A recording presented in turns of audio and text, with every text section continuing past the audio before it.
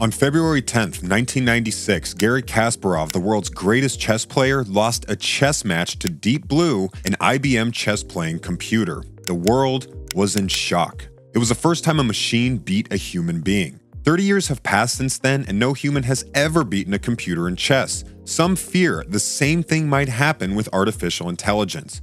What if AI becomes so advanced that no human can ever surpass it? That's precisely what AI experts like Stephen Hawking, Geoffrey Hinton, Eliezer Yudkowsky, and Mo Gadat have tried to warn us about, but no one seems to listen, especially not Sam Altman. Earlier this year, Sam Altman announced the GPT-5 will be released in 2024. Right now, he seems to be going back on his word. Instead of GPT-5, we can expect OpenAI to release a different product on the market, as Altman said during the Lex Fridman podcast. When Fridman asked Altman about GPT-5, he didn't want to share too many details. However, he did say that we can expect the difference in performance between GPT-5 and GPT-4 to be as big as the difference between GPT-3 and GPT-4. From what I've managed to find, GPT-5 will do 5 powerful things that, if not controlled, could lead to societal collapse. The first advancement of GPT-5 will obviously be the model's reasoning capabilities. This new AI will use logic to think through complex problems. Today, if you ask GPT-4 the same question 10,000 times, it will likely give you an accurate answer once. Sam Altman wants to improve this. According to OpenAI, GPT-5 will be able to give you the correct and accurate answer on the first try, meaning the new GPT will have increased reliability and problem-solving capabilities. Second, GPT-5 will have user personalization. Sam Altman wants to push for customization in future models of GPT-5. In a way, with fast interference speed and customization, GPT-5 will become your super knowledgeable friend. Based on your previous interactions, GPT-5 will remember your preferred way of learning and answer questions tailored to your personality. The answers will feel like they're coming from your favorite teacher or your best friend, not a cold-blooded machine. This brings us to the third GPT advancement, multimodality. Right now, you can only interact with GPT using a keyboard. But what if you could ask it questions in real life? What if you could ask it to smash that like button, just like you should if you haven't done so already? But no, in all seriousness, what if you could ask GPT-5 to analyze a video in a foreign language and tell you, in a unique way that's tailored to your personality, what the video is about? Or what if it could draw a complex sketch based on an idea you have for a project? These 3 advancements will be vastly improved through the fourth one, greater context window. In AI, a context window refers to the number of words the AI can rationalize through. Currently, GPT-4 Turbo has a context window of 128,000 tokens. Each token is worth about 0.75 words, so GPT-4 Turbo can analyze 96,000 words, but its output is much lower, limited to only 3,000 words. GPT-5, on the other hand, will have a much larger context window, be able to remember longer and longer conversations, and give you a 200,000-word answer, forever changing the way we interact with AI. The fifth advancement in GPT-5 will be the increased inference speed. To put it simply, the new AI model will respond much faster.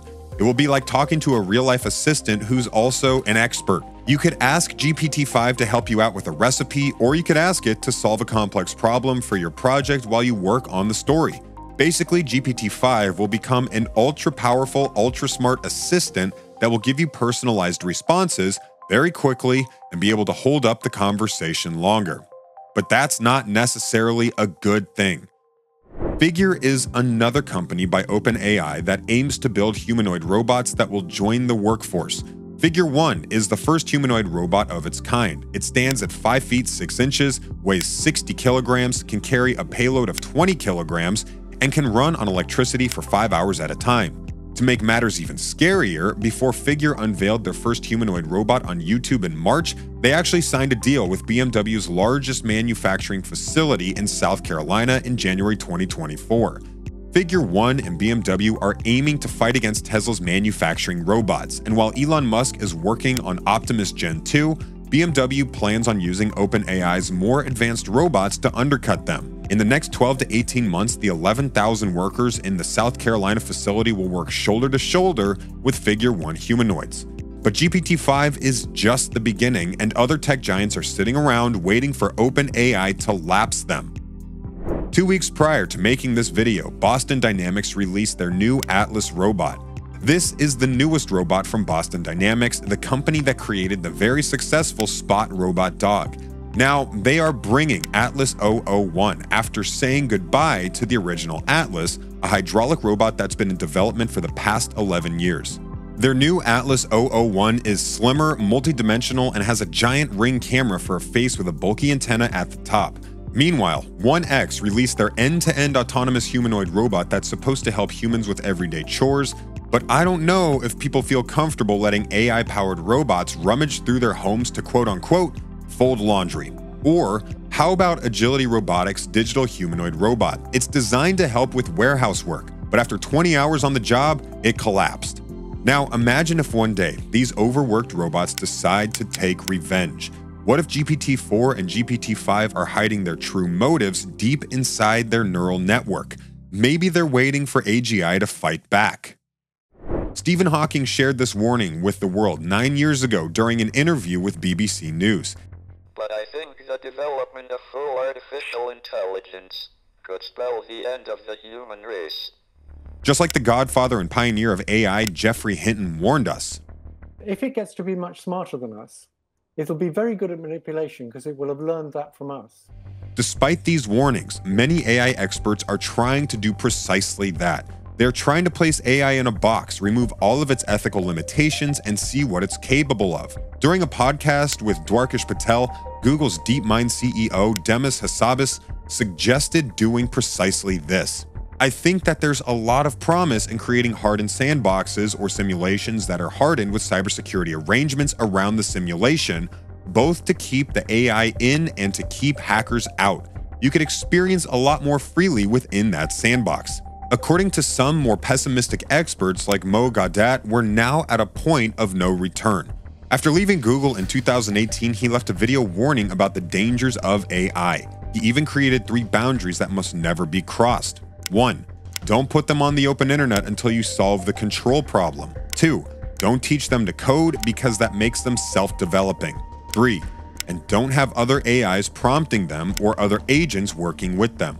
And as you probably know, we've already crossed all 3 of them. Eliezer Yudkowsky, an AI researcher, writer, and philosopher, says that there are 3 reasons AI would want to destroy all humans. The first is side effects. If the AI launches a giant spaceship which exerts a lot of toxic gases into the atmosphere, we're dead as a side effect of the invention.